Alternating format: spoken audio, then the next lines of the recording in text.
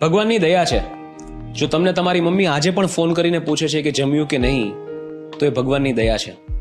જો તમારા પપ્પા તમારી સફળતા જોવા માટે હયાત છે, and if you are making him proud, ભગવાનની દયા છે.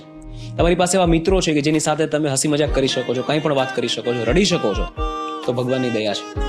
તમારા જીવનમાં કોઈ એવી વ્યક્તિ છે જે તમને ગાઈડ કરે છે, તમને મેન્ટરશિપ આપે છે, તો ભગવાનની દયા છે.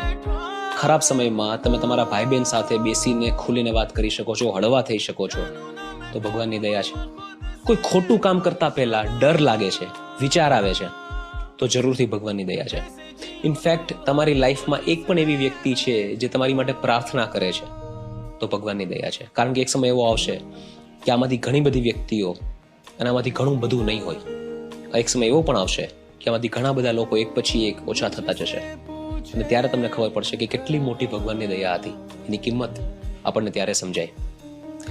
મિત્રો, પૈસા કમાવા, સક્સેસફુલ થવું, મોટું ઘર લેવું, મોટી ગાડી લેવી, દુનિયા ફરવી, આ બધી તો ભગવાનની દયા છે જ. આ બધું કરવું જ જોઈએ. પણ સાથે સાથે the real joy of life, your friends, your family, your parents, your grandparents, એમની સાથેનો સમય, એની પણ વેલ્યુ કરવી જોઈએ.